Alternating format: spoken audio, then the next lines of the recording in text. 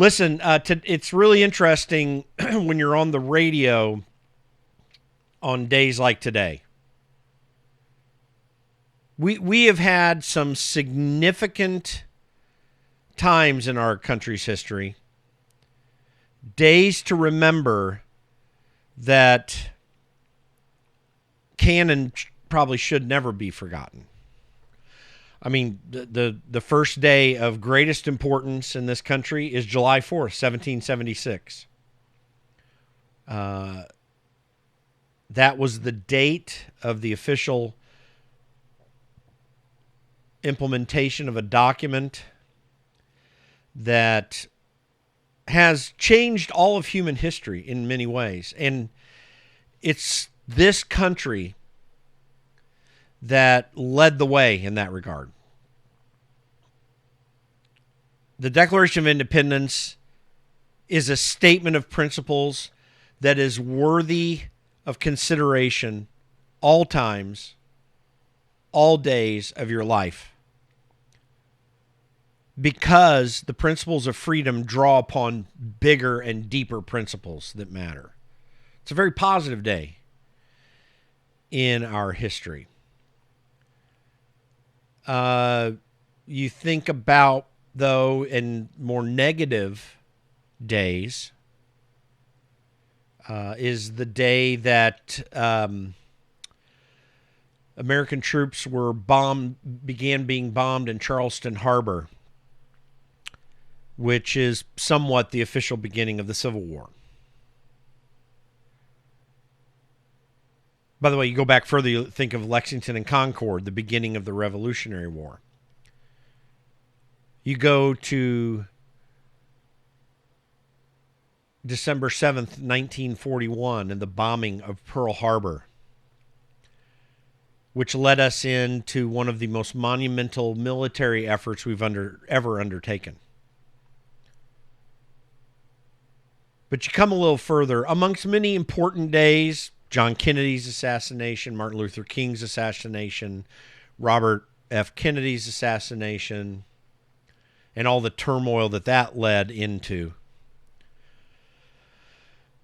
And those are critically important days in our history and ones we should never forget. But the one that really has brought about an even greater transformation in our country's history is 9/11. September 11th, 2001. 2 aircraft hit the Twin Towers of the World Trade Centers in New York City. The first one hit. We have no video of that. But boy, there was a lot of video thereafter. I remember at the time I was living in Arizona because I was running a business there in Phoenix. And my brother called me on the phone because it was, I think, 6:30 in the morning.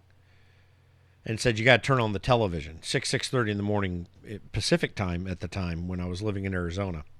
And I remember turning on the television and looking at that tower on fire. My initial impression, to be candid, was, is this terrorism? Because if an aircraft has hit this thing, I can't, it's unconscionable to think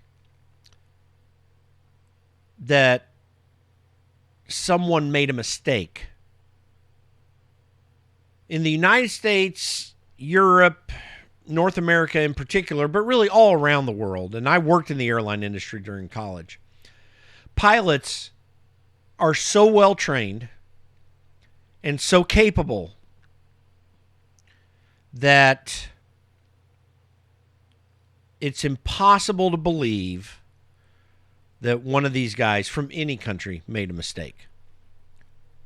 It's one of those industries where everything is so well put together. So and people very voluntarily do what needs to be done to bring the expertise that needs to come. So you can't hardly think that an accident would have happened, even though accidents do happen in the airline industry and there have been deaths. But when that second plane hit, and I think I was on the phone with my brother at that time. 9:03 a.m. Eastern Time, 6:03 a.m. my time in Arizona at the time. My first response to my brother was, "This is a terrorist act that's just taken place."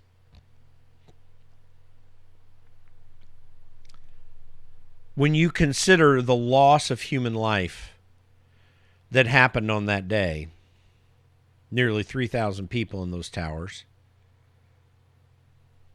the loss of many policemen, firemen, Port Authority people, it's tragic. It was as big a loss as what happened at Pearl Harbor.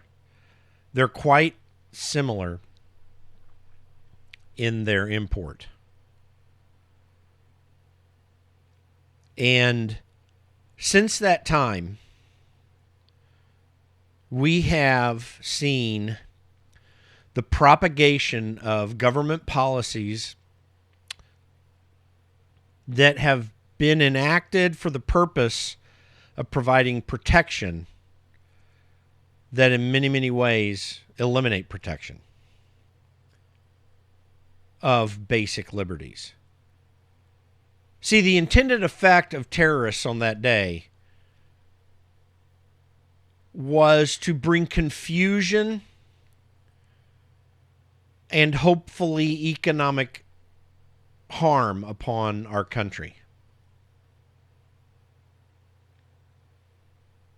They were successful in that far beyond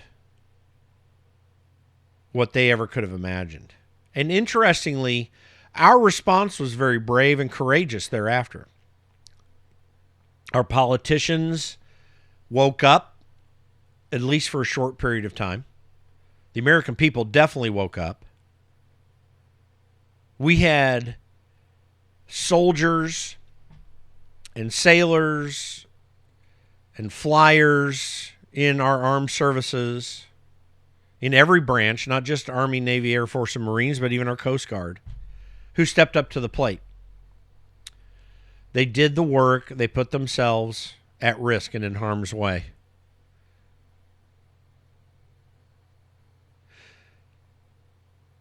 But at that time, we were on a track in this country to eliminate all of our debt. I mean, it was going to happen. It projected a dozen years thereafter at the latest. We had a restrained government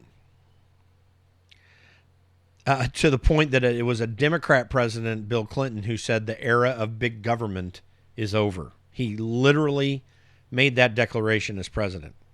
And he had some reason to confidently say that. The intention of the terrorists was to kill people, which they were successful at,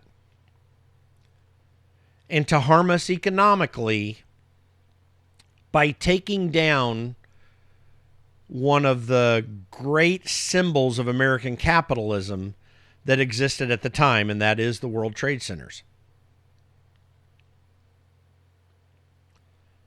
They also, because of their anger at our projection of military force around the country, went after the Pentagon. And thanks to some brave people on an aircraft flying over Pennsylvania that was intended to hit our U.S. Capitol, the U.S. Capitol was spared. And every one of those people perished in Shanksville, Pennsylvania. What's interesting about this is that the one effort they attacked our economic system, they attacked our military, and they sought to attack our legislative system. Had that aircraft been successful at going after our U.S. Capitol, I don't know where we'd be as a country. I think there was a bit of divine providence involved in the courage of those passengers of Flight 93 to stop that last aircraft. I think the terrorists misunderestimated, if I might use George W. Bush's term, what American resolve at least was at the time. My concern is that since then, we have seen the greatest expansion of federal power in American history. We now have a surveillance state that, though in its nascent stages prior to that, has become a behemoth on steroids as an answer to this. And we have spent trillions of dollars in war. Some of those efforts quite appropriate in our response. Much of it extended as far along as it was, draining our treasury and draining the foundations of our liberty. This is the challenge that culminated just this week in the greatest effort in American history to bypass the Constitution and give the federal government authority over our individual lives and institutions. And we've had many threats, not quite of similar size, but certainly of a huge size. And so I think on 9/11, one of the greatest things that we can do, because the terrorists, based upon all that I just shared with you, were far more successful than anyone could have imagined. And even they could have imagined. I think on 9/11, we need to, at this 20th anniversary of 9/11, we need to turn our understanding towards what have we become and how can we get back to what we once were. We are an imperfect people. We have been a flawed and a failed people in many ways. And yet, the United States of America, in terms of culture and government, has had the greatest impact on the world, positive impact on the world, that any country has ever had. And there have been, by the way, great cultures and countries that have had positive benefit. I'm not trying to be exclusive to the United States, but in terms of the impact itself, in a positive way, amongst many other cultures and their positive impact, America has had the greatest one because we have founded a country on liberty and real human freedom that has been unparalleled in world history. And I believe that thanks in part to the efforts of 9/11, we may be on the verge of losing if we're not willing to take up this battle. I'm going to talk more about this on the show. I'm going to take a quick break here. Please keep in mind what we are, and let's change what we have become. You know, I saw someone recently, they had a post on Facebook where they said, this is the most patriotic thing you're going to see today, and it was a picture of a bald eagle on the flag post with an American flag. I don't think that's the most American thing that you can see. Love the flag, love the bald eagle, all that. The most American thing that you will ever see today is if you place your eyes upon a U.S. Constitution and the Bill of Rights. Because it's those principles that have ever made us great, even amongst our weaknesses as a people. I'm going to take a quick break here on the Jim Paff Show. We'll be right back.